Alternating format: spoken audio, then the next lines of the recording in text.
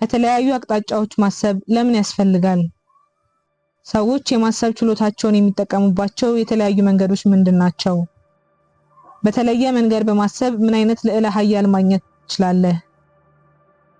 አንድ ትልቅ ነገር ለማከናወን ብዙውን ጊዜ አዲስ የአስተሳሰብ አካሄዶችን መከተል ያስፈልጋል። አልበርት አንስታይን ችግሮችን ስንፈጥራቸው የተጠቀምነውን አይነት አስተሳሰብ በመጠቀም እነሱን መፍታት አንችልም ይለናል። እና ይህ በእርግጥ ፍጹም ትርጉም ያለው አባባል ነው።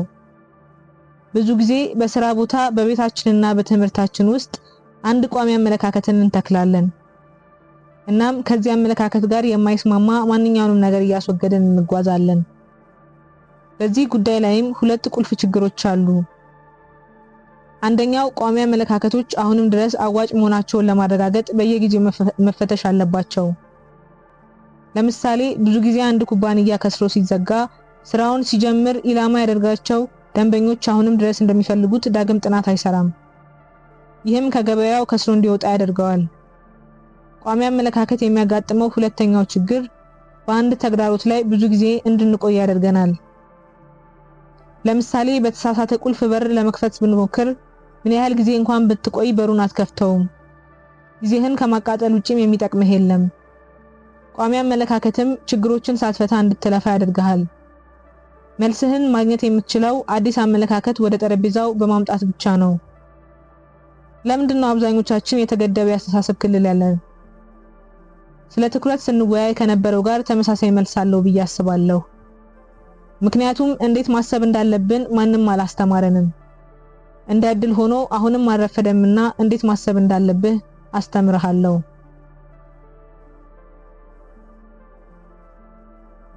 የአስተሳሰብ ኮፍያዎች። እነዚህ 6 ኮፍያዎች ከገባህበት አዘቅት የሚያወጡ መፍትሄዎችንም ይዘዋል። መረጃ በመሰብሰቢያ ሁኔታ ላይ ስትሆን ነጭ ኮፍያ ታደርጋለህ። በዚህ ጊዜ ትኩረትህ ዝርዝሮችን በመሰብሰብና ለመፍታት የሚፈልጉትን ማንኛውንም ችግር ለመፍታት የሚያስፈልጉህንም ሁሉንም እውነታዎች በመሰብሰብ ላይ ነው። በቀላሉ ለማስታወስ የዶክተሮችን ጋውን እንደለበስክ አስብ። በአስተሳሰብህ ላይ ብሩህ አመለካከት ለማምጣት ቢጫ ኮፍያ ታደርጋለህ።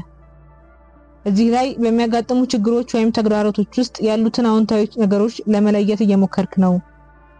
ይህም በቦታው ያለውን እሴት በማጉላት ነው። በቀላሉ ለማስታወስ ቢጫን እንደ ፀሐይ አስብ። ፀሐይም ብሩህ ናትና። በመቀጠል የፈተናውን መልካም ጎን ከማየት ወደ ችግሮቹንና ወጥመዶቹን ወደ መጋፈጥ ትሄዳለህ። ለዚህም ጥቁር ኮፍያ ታደርጋለህ። ችግርን በተሳካ ሁኔታ መፍታት አለመቻልህ የሚያስከትለው መዘዝ አለና ከመሸሽ ይልቅ ችግሮችን መፍታት ይጠበቅብሃል። በቀላሉ ለማስታወስም ጥቁር ካባ የለበሰ ዳኛ አስብ። አንዴ ይህን ካደረግክ በኋላ ስሜት ወደ ጨዋታው እንዲገባ ለማድረግ ቀይ ኮፍያህን አድርግ። ይህ ስለ ችግሩ ያለህን ስሜት እንዲወጣና ፍርሃቶች እንዲገለጡ የምታደርግበት ነጥብ ነው። መላምትና ግምትም እዚህ ላይ ይፈቀድልሃል። ይህን ለማስታወስ ቀይ ልብ አስብ። አሁን የአረንጓዴ ኮፍያ ጊዜ ነው። ይህን ኮፍያ ስታደርግ በፈጠራ ሁኔታ ላይ ነህ። ችግሩን በትንታኔ ተመልክተኸዋል፣ በስሜታዊነትም ተመልክተሃል። አሁን ራስህን ጠይቅ። ለችግሩ ምን አዲስ የመፍትሄ ሐሳብ ልታመጣ ትችላለህ? ከዚህ በፊት ባላሰብከው መንገድ እንዴት ልታስብ ትችላለህ? ለማስታወስም አረንጓዴ ሳርን አስብ። በመጨረሻም በአስተዳደር ሁኔታ ላይ ለመሆን ሰማያዊን ኮፍያ ታደርጋለህ። ችግሮችህን በውጤታማነት ለመፍታት ሁሉንም ኮፍያዎች አድርገህ ማለፍህን አረጋግጥ። ይህንን ለማስታወስ ሰማያዊ ሰማይን አስብ። የዴ ቦኖ የችግር አፈታት አካሄድ ከሐሳቦችህ መሃል ምርጡን ለማግኘት በረቀቀና በሚያምር ሁኔታ የተደራጀ ዘዴ ነው። በመሰረቱ ከሁሉም አቅጣጫ ያለውን ችግር ለመመልከት የተቀመጠ ግልጽ መንገድ ነው። በመጀመሪያ ምን ማድረግ እንዳለብህ ግልጽ ሁን። ከዚያ ሁሉም እውነታዎች በፊትህ እንዳሉ አረጋግጥ። በመቀጠል ጉዳዩን ከአዎንታዊ ጎኑ ተመልከተው። ያኔ እያጋጠሙ ስላሉት ተግዳሮቶች በሚገባ ታውቃለህ። እናም ስለዚህ ጉዳይ የሚሰማህን ስሜት ከውስጥ እንዲወጣ ፍቀድ። ከዚያም ከዚህ በፊት ካላሰብካቸው ሐሳቦች በመነሳት ችግሩን ለመፍታት መፍትሄ ማምጣት ትጀምራለህ። እናም ለመቅረፍ ያቀድከውን ችግር መፍትሄ እንዳገኘህለት ታረጋግጣለህ። ለዚህ አንድ ተግባር አይምሮህን በስንት የተለያዩ መንገዶች እንደተጠቀምከው ተመልከት። ተንታኝ ነበርክ፣ ስሜታዊ ሆነሃል፣ ፈጥረሃልም። ተስፈኛውንም ጨለማውን ጎን መርምረሃል። እናም ለዚህ አንስታይን ይኮራባሃል።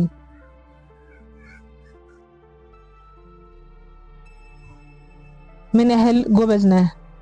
በተለያዩ መንገዶች እንድናስብ የሚረዱን ዘዴዎች መኖራቸው ለምን አስፈላጊ ሆነ? ምክንያቱም ሰዎች አብዛኛውን ጊዜ የማሰብ ችሎታቸውን የሚጠቀሙበት ዋነኛው መንገድ አላቸው። በሃርቫርድ የግንዛቤና የትምህርት ፕሮፌሰር የሆኑት ዶክተር ሃዋርድ ጋርድነር ብልህነትን በስፋት ያጠኑ ሲሆን 8 የተለያዩ የማሰብ ችሎታዎችንም ለይተው አስቀምጠዋል። አንደኛ፣ የቦታ። ይህ በአብዛኛው በዙሪያው ባለው እይታ ተመስርቶ የሚያስብ ሰው ነው። የአየር መንገድ ፓይለቶች የቦታ ሐሳቢዎች ናቸው። በቼስ ጨዋታ የተካኑ ሰዎችም የቦታ ሐሳቢዎች ናቸው። ምክንያቱም ሁለቱም ነገሮችን ለማወቅና ለመለየት እይታቸውን መጠቀም ያስፈልጋቸዋል።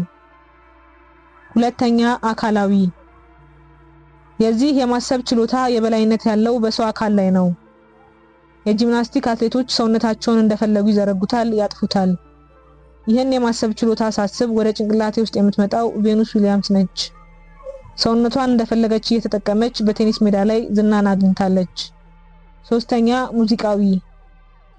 ይህ የማሰብ ችሎታ ያለው ሰው ለምት፣ ለቃና፣ ለዜማ ጠንካራ ስሜት አለው። ሙዚቀኞች በሙዚቃ የማሰብ ችሎታ ላይ የበላይነት እንዳላቸው ግልጽ ነው። ነገር ግን ይህን በገጣሚዎች ውስጥም ታገኘዋለህ። እነሱም ቃላትን በሚጠቀሙበት ጊዜ ብዙ ጊዜ ዜማና ምትን ይጠቀማሉ። አራተኛ፣ ቋንቋዊ። የቋንቋ ዕውቀት ያለው ሰው በተለይ የቃላትን የመዝገበ ቃላት ፍቺ ብቻ ሳይሆን ጥልቅ የሆነ ትርጓሜዎችን ያውቃል። ጸሐፊዎች ይህ ባህሪ ያላቸው፣ በጣም ጥሩ ተናጋሪዎችና ጠበቆችም እንዲሁ ይህ ችሎታ አላቸው። በቋንቋ ዕውቀቱ የማነሳው የመጀመሪያው ሰው ዊሊያም ሼክስፒር ነው። አምስተኛ፣ አመክንዮ ሐሳባዊ። ይህ በድርጊት ወይም በምልክቶች መካከል ያለውን አመክንዮአዊ ግንኙነት የማየት ጥንካሬ ነው። የሂሳብ ሊቃውንት በተለያዩ ቁጥሮች መካከል ያለውን ግንኙነት በማየትም ሆነ በመፈለግ የተካኑ ናቸው። ሳይንቲስቶችም እንዲሁ በአካላዊ ነገሮች ወይም በኃይሎች መካከል ያለውን ግንኙነቶችን ይመረምራሉ። ወዳጃችንን አልበርት አንስታይን እንደ ዋና ምሳሌ መጥቀስ እንችላለን። ስድስተኛ፣ ውጫዊ። በሰዎች ላይ የበላይነት ያለው ሰው ከሌሎች ሰዎች ጋር የመግባባት ችሎታ አለው። ቴራፒስቶችና አስተማሪዎች ጠንካራ የውጫዊ ዕውቀት አላቸው። ስለ ውጫዊ ዕውቀት ሳስብ ኦፕራ ዊንፍሬ ናት የምትመጣልኝ። ከምትጋብዛቸው እንግዶች ጋር ያላት መግባባትም የሚደንቅ ነው። ሰባተኛ፣ ውስጣዊ። በዚህ ዕውቀት የበላይነት ካለ በተለይ በውስጥ ስላለው ነገር የጠራ ግንዛቤ አለ። ጠንካራ ውስጣዊ ዕውቀት ያላቸው ሰዎች የራሳቸውን ስሜት የመቆጣጠር ደረጃ ስኬታማ ናቸው። ከስሜታቸው ጋር ይግባባሉ፣ ምን ስሜታቸው እንደሚነካ ያውቃሉ እና ይህንንም እንዴት መቆጣጠር እንደሚችሉ ጥሩ መረዳት አላቸው። በአስቸጋሪ ሁኔታዎች ውስጥ እንኳን የማይረበሽ ሰው ካወቅ ምናልባት ይህ ሰው ጠንካራ ውስጣዊ የማሰብ ችሎታ ያለው ሊሆን ይችላል። ማህተመ ጋንዲ ለዚህ ምሳሌ ነው። ስምንተኛ፣ ተፈጥሯዊ። ይህ አይነቱ ብልህነት ራስን የሚገልጸው ውስብስቡን የተፈጥሮን ዓለም በማየት ችሎታ ነው። አንተ የሳር ሜዳን የምታይበት ጊዜ የዚህ ችሎታ ያለው ሰው ጉንዳኖችን ይመለከታል። ጥቃቅን አበቦች እንደ ብርቅ ነገር ያስተውላቸዋል። አርኪቴክተሮችና የስነ እንስሳት ተመራማሪዎች በተፈጥሯዊ ዕውቀት ላይ የበላይነት ይኖራቸዋል። ወደ አእምሮ የሚመጣው ይህ ባህሪ ያለው የመጀመሪያው ሰው የዝግመተ ለውጥ ተመራማሪው ዳርዊን ነው። ከነዚህ ችሎታዎች አንዱን ራስህ ውስጥ ታየዋለህ። ከአንድ በላይ ችሎታም ሊኖርህ ይችላል። እነዚህ ሁሉ የማሰብ ችሎታዎች በዓለም ውስጥ ያሉ ስኬታማ የሥራ መንገዶችን ይለያሉ። ስምንቱን ማወቅና እያንዳንዱን ግምት ውስጥ በማስገባት 6 የአስተሳሰብ ኮፍያዎችን ለብሰህ ማሰብህ በአስደናቂ ሁኔታ ውጤታማ እንድትሆን ያደርግሃል። የመማር ዘዴ ምንድነው? የማሰብ ችሎታ አይነቶች ከሰው ወደ ሰው እንደሚለያዩ ሁሉ ሰው የሚማርበት መንገድም ይለያያል። የቫክ የመማሪያ ሞዴል ከ1920ዎቹ ጀምሮ ጥቅም ላይ ውሏል። እናም ይህን ሞዴል አዳዲስ ነገሮችን ለመማር እንዴት መጠቀም እንዳለብህ እንመልከት። ቪዥዋል ወይም እይታ። ይህ ማለት አንተ ነገሮችን የምትረዳው በምሳሌዎች፣ በስዕሎች፣ በቪዲዮና ሌሎች ምስላዊ ሚዲያዎችን ነው። ኦዲተሪ ወይም ማዳመጥ። ይህ ማለት ማዳመጥ ለአንተ ነገሮችን ለመረዳት በጣም ምቹ ዘዴ ነው። ንግግር፣ ውይይት፣ ፖድካስት፣ የድምጽ ቅጂዎች ወዘተ እዚህ ላይ ይካተታሉ። ኬኔቲክስ ወይም እንቅስቃሴ። ይህ ማለት በአካላዊ እንቅስቃሴ መማርን ትመርጣለህ ማለት ነው። ያንተ መልሶች በምን አይነት ነገሮች መረዳት እንደምትችል ያመላክቱሃል። ይህም የማዳመጥ ወይም A፣ የእይታ ወይም V፣ ወይም የእንቅስቃሴ ወይም K ድብልቅ ይሆናል። ነገር ግን ከነዚህ ውስጥ ወደ አንዱ ማጋደልህ አይቀርም። እናም ነገሮችን የምትረዳበትን መንገድ ከለየህ በኋላ በዛ ላይ መስራት ይኖርብሃል። የአእምሮ ሞዴሎች። የአእምሮአዊ ሞዴሎች በዙሪያችን ስላለው ዓለም ትርጉም እንድንሰጥ የሚረዱን የአስተሳሰብ አይነቶች ናቸው። የአእምሮ ሞዴሎች አእምሮህ እንዲያስብ ያሰለጥኑታል። አንድን ሐሳብ ስትገመግም፣ ውሳኔ ስትወስን ወይም ችግርን ስትፈታ ብዙ ጊዜ የአእምሮ ሞዴሎችን እየተጠቀምክ ነው። በሚቀጥሉት ገጾች ለፈጣንና ለተሻለ ውሳኔ የሚረዱህን ሞዴሎች እናያለን። ውሳኔ አሰጣጥ። የ40-70 ህግ። ለፈጣን ውሳኔ አሰጣጥ ትልቅ እንቅፋት ከሆኑት ነገሮች አንዱ ትክክለኛውን ውሳኔ ለማድረግ በቂ መረጃ የለንም የሚል ስሜት ነው። የቀድሞ የውጭ ጉዳይ ሚኒስትር ኮሊን ፓውል ይህንን የ40-70 ህግ ያብራራሉ። ይህ ህግም ልታገኘው ከሚገባህ መረጃ ከ40% በታች የሆነ መረጃ ካለ በጭራሽ ውሳኔ እንዳትወስን ይልሃል። ከዚህ በተቃራኒ ከ70% የበለጠ መረጃ በመሰብሰብም ጊዜህን አታባክን። 70% መረጃ ካለ ወደ ውሳኔ ግባ ይልሃል። ከሁሉም መረጃ 70% ያህል ሲኖርህ መወሰን አለብህ። ምክንያቱም ያገኘኸውን እድሉን ልታጣ ትችላለህ።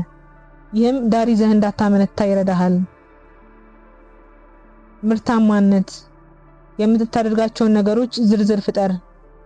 ይህ ተቃራኒ ነገር ሊመስል ይችላል፣ ግን አንዳንድ ጊዜ ምን መደረግ እንደሌለበት ማወቅ ልክ ምን መደረግ እንዳለበት እንደማወቅ ሁሉ በጣም አስፈላጊ ነው። ይህ ዘዴ የአንተን ትኩረት ወደ አስፈላጊ ነገሮች ለመምራትና በአሁኑ ጊዜ ምንም ጥቅም የሌላቸውን ነገሮች ለማስወገድ ጥቅም ላይ ይውላል። ይህን ዝርዝር እንዴት በትክክል ማጠናቀር እንዳለብህ እንመልከት። በመጀመሪያ አስፈላጊ ሊሆኑ የሚችሉ ነገር ግን በሁኔታዎች ምክንያት አንተ ልታደርጋቸው የማትችላቸውን ስራዎች ጻፍ። ምናልባት ከሌላ ሰው ኢሜል እየጠበቅ ወይም አንድ የሥራ ባልደረባ የፕሮጀክቱን ክፍል እስኪጨርስ ድረስ እየጠበቅ ሊሆን ይችላል። በመቀጠል መከናወን አለባቸው ብለህ የምታስባቸውን ነገር ግን በህይወትህ ላይ ዋጋ የማይጨምሩ ስራዎችን አካት። ምናልባትም እነዚህን ሌላ ሰው እንዲሰራ ውክልና ልትሰጥባቸው ወይም ሰው ልትቀጥርባቸው የምትችልባቸው ስራዎች ናቸው። ከዚያም ተጨማሪ ትኩረት የማይጠይቁ ስራዎችን አካት። ይህ እንደ የልጆች ምሳ መቋጠር ወይም በስራ ቀን መጀመሪያ ላይ ከቡድንህ ጋር አጭር ስብሰባ ማድረግን የመሳሰሉ የዕለት ተዕለት ስራዎችን ሊያካትት ይችላል። እነዚህን የዕለት ተዕለት እንቅስቃሴ አካል ናቸውና በየቀኑ በተግባር ዝርዝር ውስጥ የግድ መጻፍ የለባቸውም። ችግር መፍታት። ስህተቶችን አጥና። ጊዜ ወስደ የምንሰራቸውን ስህተቶች በተለይም በህይወትህ ላይ ዘላቂ ተጽዕኖ ያላቸውን ስህተቶች ስታጠና እያንዳንዱን ስህተት ወደ የመማሪያ ዕድል ትቀይራለህ። በሚቀጥለው ጊዜ የተሻለ ውጤት ማግኘት እንድትችል ምን እንደተሳሳትክ ለማወቅ ይህን ሞዴል ተጠቀም። በመጀመሪያ ምን እንደተፈጠረ ወይም እንደተከሰተ ግልጽ አድርግ። ወደ ስህተቱ ምን እንዳደረሰ መረዳትህን አረጋግጥ። በመቀጠል እነዚያ ስህተቶች ለምን እንደተከሰቱ ራስህን ጠይቅ። ከክስተቱ በስተጀርባ ያሉትን ጥልቅ ነገሮችን ላይ መልስም እስክታገኝ ደጋግመህ ለምን ብለህ ጠይቅ። ከዚህም በኋላ ለወደፊቱ ተመሳሳይ ስህተቶችን እንዴት በተሻለ መንገድ ማስወገድ እንደምትችል ጠይቅ። አንዳንድ ስህተቱን የፈጠሩት ነገሮች ከቁጥጥር ውጪ ከሆኑ ከነዚህ ነገሮች እንዴት መራቅ እንደምትችል ራስህን ጠይቅ። በመጨረሻም ከዚህ ልምምድ የቀሰምከውን ዕውቀት በመጠቀም ወደፊት የምትፈልጋቸውን ውጤቶች ለማምጣት የሚያስችሉ ጥሩ ሁኔታዎችን ፍጠር። ስልት። የሁለት ደረጃ አስተሳሰብ። አብዛኞቻችን ስለ ድርጊታችን ውጤት እናስባለን። ሆኖም ከድርጊታችን ሁለት እርምጃችን ወደፊት ሄደን ምን ሊከሰት እንደሚችል እናስባለን። ለምሳሌ ኳስ ብትመታት እንደምትሄድ ታውቃለህ። ከዛ ስለሚለው ጥያቄ ግን መልስ የለህም። ከዛስ ኳሷ ወዴት ትሄዳለች? ይህ የሁለት ደረጃ አስተሳሰብን ለመጠቀም ሁልጊዜ ራስህን ጠይቅ እና ከዚያ ምን? ከ5 ቀናት በኋላ ውጤቱ ምን ይመስላል? ከ5 ወር፣ ከ5 ዓመታትስ? የአንደኛ ደረጃ አስተሳሰብ ቀላል ነው። ነገር ግን በጊዜና በውጤት ውስጥ ጠለቅ ብለን እንድንሄድ የሚያስችለን የሁለተኛ ደረጃ አስተሳሰብ ነው። ከሁሉም በላይ ሌሎች ማየት የማይችሉትን እንድናይ ያስችለናል። በግልጽ ማሰብ። አንድ ሰው እንዴት በሰፊው ያስባል? ምናልባት ዓላማህ የዓለምን ችግሮች ሁሉ መፍታት፣ አዲስ ቴክኖሎጂ መፈልሰፍ ወይም የቢሊዮን ዶላር ኩባንያ መመስረት ላይሆን ይችላል። ነገር ግን ግልጽ አስተሳሰብን መተግበር በትምህርት ቤትህ፣ በንግድህ ወይም በግላዊ እድገትህ ላይ እንዴት እውነተኛ ለውጥ እንደሚያመጣ ማየት ትችላለህ። በቀላል መስመርና ግልጽ ማሰብ በህይወትህ ላይ አስደናቂ ለውጦችን እንዴት ያመጣል? የመጀመሪያው እርምጃ ግልጽ አስተሳሰብ ምን እንደሚመስል በደንብ መረዳት ነው። ግልጽ የማሰብ ችሎታህን ለማቀጣጠል የሚያስፈልገው ተግባርን ስታስብ እነዚህን 4 ደረጃዎች ተመልከት። ደረጃ 1 ወደ ዋናው ችግር ሂድ። ናቪን ጄን የዓለምን የውሃ ችግር በሚፈታበት ወቅት ላይ ሲያብራራ ዋነኛ የውሃ ችግር የውሃ እጥረት አይደለም። ከንጹህ ውሃ እጥረት በስተጀርባ ያለው ዋነኛ ችግር የውሃው መገኘት ሳይሆን ብዙ ንጹህ ውሃ ለግብርና አገልግሎት እየዋለ መሆኑ ነው። እናም ዋናውን ችግር በግልጽ ማወቅ ሌላ ችግሮችን ለመፍታት ያስችላል። ደረጃ 2 አዲስ አቀራረብ አስቀምጥ። ይህ ቢሆንስ እንዲህ ቢደረግስ ብሎ ማሰብ አዲስ አስተሳሰብን ያመጣልሃል። ለምሳሌ ሰው ልጅ 90% ውሃ በሆነ ዓለም ውስጥ ቢኖርስ? ወይም ነገሮችን በእጃችን መንካት ባንችልስ ብለን ፈጽሞ አስበናቸው የማናውቃቸውን የተለያዩ ነገሮችን ማሰባችን አእምሯችን በአዲስ መልኩ እንዲቀርጽ ያስችለናል። ደረጃ 3 አንብብ። ንባብ ከማንኛውም እንቅስቃሴ በበለጠ አእምሮህን ነፃ ያደርገዋል። እናም ስለሆነ ጉዳይ ጊዜ ወስደህ በጥልቀት አንብብ። ከመቀጠላችን በፊት ጥቂት ነገሮችን መርምር። የሃዋርድ ጋርድነር 8 የማሰብ ችሎታዎችን ከልስ። በዚህ ዝርዝር ውስጥ የትኞቹ ችሎታዎች ካንተ የማሰብ ችሎታ ጋር በጣም ይጣጣማሉ? አንተ ነገሮችን የምትረዳው በምንድን ነው? በዚህ ላይ ስለማተኮር ምን ማድረግ ይኖርብሃል? አስቸጋሪ ጉዳይ በሚገጥምህ ወቅት ሁሉንም 6 የአስተሳሰብ ኮፍያዎችን ሞክር።